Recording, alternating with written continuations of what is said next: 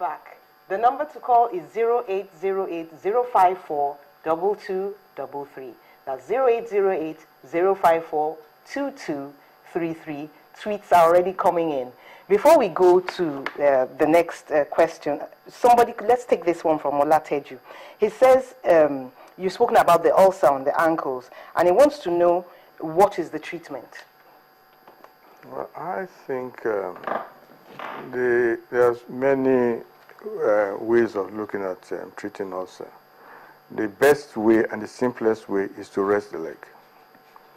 Rest the leg. Absolute bed rest. Rest the leg. Eat a high protein diet. Make sure you put on like a kilogram weight. Okay. And then make sure you don't have crisis. If you do that one for 6 weeks, but does it, and dress, of course, it has to be dressed, right? It has to be dressed. Okay, you pay attention to the ulcer itself. I didn't expect that. But that means that patients with this disorder miss a lot of school days then. Yes. It's better you pay attention to the leg ulcer, the maximum of attention to leg ulcer during the holidays. Okay. Just a minute. We're getting a call. Hello. Hello. Hello, Christopher. Yeah. Let's have your question, yeah, Christopher on the line. Yeah, Christopher on the line from Lagos. Yes. Okay. Your question, yeah, Christopher. I have a question for the doctor over there. Okay. I want to find out if it can be detected during early stage of pregnancy. Oh, okay. That's a good one. Thank you, Christopher. He's talking about knowing that the child has this disorder in the early stages of pregnancy. Or even in the late stages. Let's even find out. No, in the early stages. You spoke about prenatal diagnosis. Exactly. That means when the woman is still pregnant. Exactly. At what point do they really test? Around the 10th week. That's 2 months pretty plus. early. 2 months plus. Okay, so what does this serve? Or what does this serve to do for the parent? Well, there are 2 ways to it. You want to know and prepare for the baby. You want to make a decision whether to terminate the pregnancy. Okay. And they are giving that option. The option is there. Okay. Then you want to weigh the risk to the baby of the problem itself. So you need to make that decision. You need to have a counselor. People explain everything to you. And then At you make that a decision. stage, you spoke about mild and major symptoms. Some people have severe pain, some just mild. At that stage, is it possible to detect that, okay, this child will have the disorder, but it's not going to give you so much trouble? So no, it's not possible. Okay, back to the crisis. I always ask this question because a call is coming in. We will come back to that crisis. Hello. Hello. Lawal from Lagos. Yeah, how are you?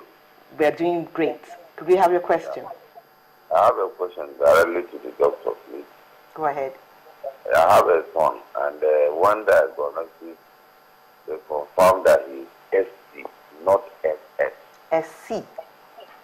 So I want to know the clear difference between the SC and the SS. Okay. And how can I manage SC? Okay. Doctor, that's not... Because my son is SC, it's not SS. We've got your question. That's not in our scope. But it is interesting that there's an SC and somebody has it in this country. So are those rampant in Nigeria? Yes, and what's the difference between that and the SS? SC is a milder presentation of sickle cell disorder. And it's milder. They can have all the complications of sickle cell. The pain is, the frequency of the pain may be less. Okay. But of course, you can't measure pain as such. But is it the same kind of management as sickle cell that yes, you get? the same kind of management. So they have a higher PCA, higher blood level. They tend to be more energetic. Okay. They have less damage to the organs. But it's a murder disease, and you have to do the management as just like the sickle cell disorder. Yes. Now back to the crisis. Yes. I'm thinking somebody in the house would want to know when his or her relative has a crisis and when it's time to act.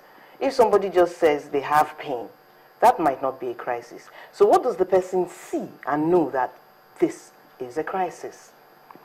If it's a child below 5 years or below 2-3 years, probably most likely, the most important thing is to look at the eyes regularly. You need to know when the baby is pale, the child is pale. Pale. You need to know when the child is jaundiced. And each time the child is not moving around happily and coping with things. So there will be a change in mannerism. Yes, exactly. You place the child on the couch, look for the spleen. I think you will be taught in the clinic to check the spleen and see whether for enlargement of the spleen. Okay. Because that's an emergency. For enlargement of the spleen, if you see a child that is pale, a little bit withdrawn, check the spleen, you see that it's enlarged, go straight to the hospital because that child may need urgent transfusion. That's one emergency that may come in that before you know it, you've lost the baby. So, and then as child grows up, infection now comes in. Infection comes in, and then every upper respiratory tract infection, every fever should be treated as an emergency. Yes, an emergency. Okay. Now, I'm curious. There always seems to be a connection when they talk about sickle cell disorder. People talk about malaria. Before we come to that, let's take this call. Hello. I believe Hello, good afternoon. Good afternoon, Daisy. Can we have your question?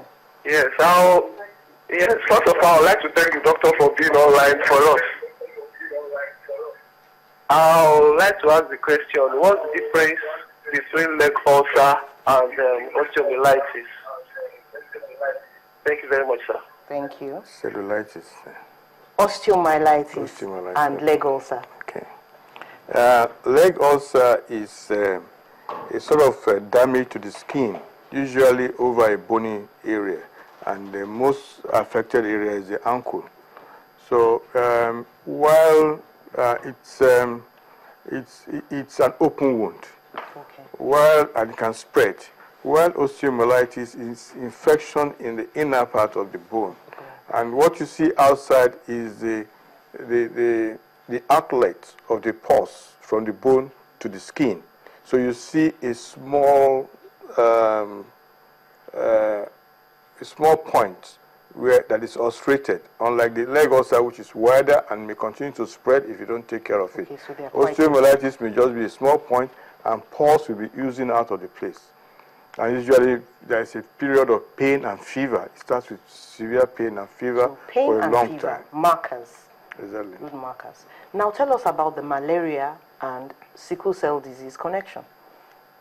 They said that the sickle cell disorder is more rampant because there's malaria. Okay. Well, the idea is that you want to know how it came to these areas where there's malaria. Why is it persisted? Why did it persist in these areas? But eventually it's linked to malaria zone. Sickle cell is linked to the malaria zone, and then it's thought that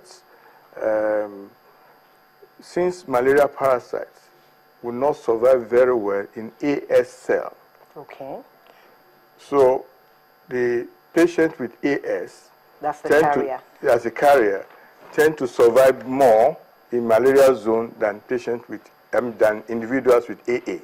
So there is perpetuation of the AS gene in the population, and that one is sustained even now. So that's the link between malaria zone and sickle cell and the gene itself. Okay, we're getting another call. Hello. Hello, good afternoon. Good afternoon. Can we have your question? The doctor has not expatiated more on the difference between the SE and SS. Because we have a case of a 14-year-old boy. We didn't notice that he's an SE until when he fell sick and we went to the hospital. It was where they detected that it was an SE. But since that time, he has never visited hospital to date. And he's doing well. Okay, fine. Is there something like SE? There is SE too. SE is common in the Far East. We don't have SE here. Okay. We have SC and S beta tau. Okay. These are milder forms of sickle cell disease. But you have already said Yes. that they are treated in about the same way. It's the same way. But do the cells look different? No, it's still sickle. It's still sickle. Yes. So it's Only just milder forms. Yeah, exactly. Because other genes, the presence of other hemoglobin will dilute out the hemoglobin that can sickle and would prevent frequent sickling. Okay. So the lifespan of the cells are longer in SC. Okay. But so if you do activities or you abuse the body in such a way that you end up with a crisis, the person will have similar crisis as sickle cell. And the outcome will be similar, the treatment is similar, only that the disease is milder. Okay. We're getting a question from Kester Peters, and he says, are there any medications or drugs that people with sickle cell disorder cannot take? Well, it depends. You don't take drug without reasons. Okay. So you need to weigh the use of every drug by itself. So I don't think there's any, what we say is that they should avoid taking anything that has iron, anything that will cause them to pass a lot of urine, to cause dehydration. These are the issues, but you need to see each drug and then discuss each drug. And weigh it differently. Okay. Doctor, thank you so much. Being told that we are out of time. Thanks for coming. That has been so enlightening. Thank you for being with us, and thank you for all those calls. There was Christopher, Lawal, Daisy, and Funsho. Thank you so much for staying with us. Let's make it a date next week. I am Mary Alale Yusuf.